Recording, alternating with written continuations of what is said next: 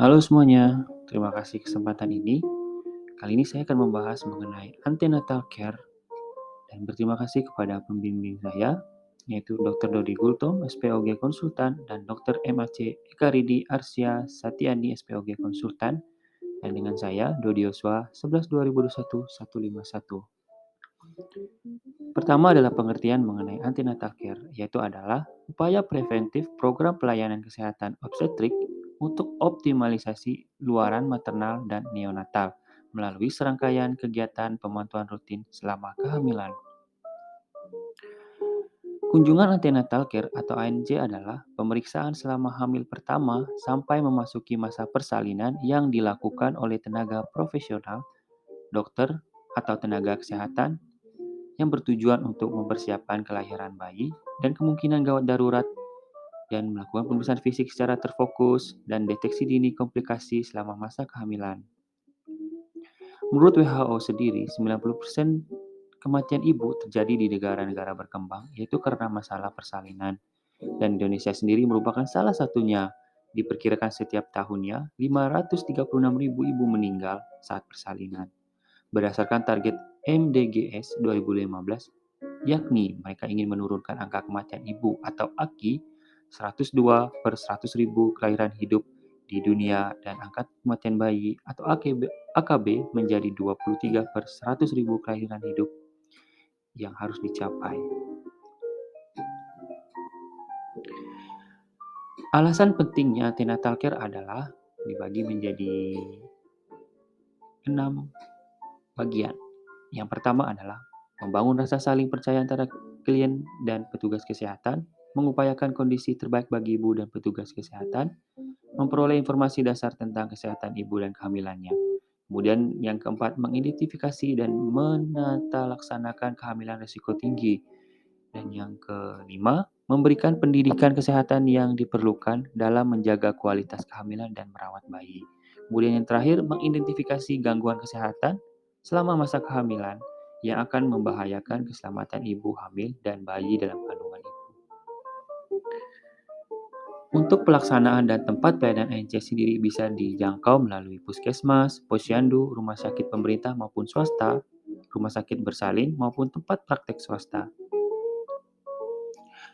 Untuk pelayanan antenatal care sendiri atau ANC, menurut Kemenkes, dilaksanakan minimal 6 kali selama masa kehamilan.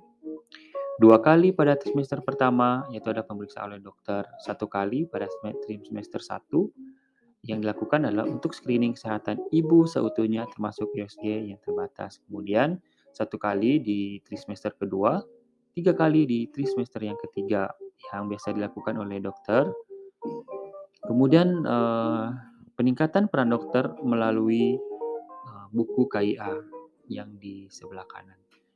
Nah, ini bertujuan untuk meningkatkan media komunikasi antar nakes dan media KIE atau edukasi ibu dan keluarganya. Kemudian terdapat juga lembar screening yang harus diisi dokter saat pertemuan trimester 1 dan trimester yang ketiga. Kemudian terdapat screening preeklamasi untuk deteksi dini.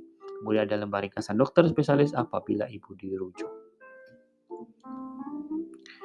Nah, ini adalah tabel menurut WHO sendiri, di mana ada trimester 1, 1 kali pertemuan selama 12 minggu, trimester kedua ada 2 pertemuan dari 20 minggu dan 26 minggu. Kemudian ada pertemuan yang di trimester yang ketiga ada sekitar 5 kali pertemuan dari minggu 30 sampai yang ke-40.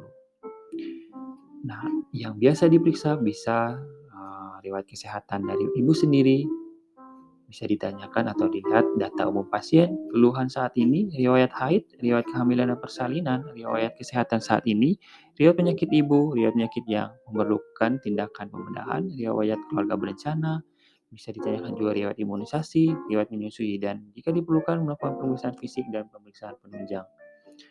Nah, yang terakhir adalah 10T, yaitu adalah standar kualitas pelayanan antenatal yang diberikan kepada ibu hamil, yaitu dalam melaksanakan pelayanan antenatal care. Ada 10 standar pelayanan yang harus dilakukan oleh tenaga kesehatan itu sendiri, atau yang biasa disebut dengan 10T atau asuhan standar minimal.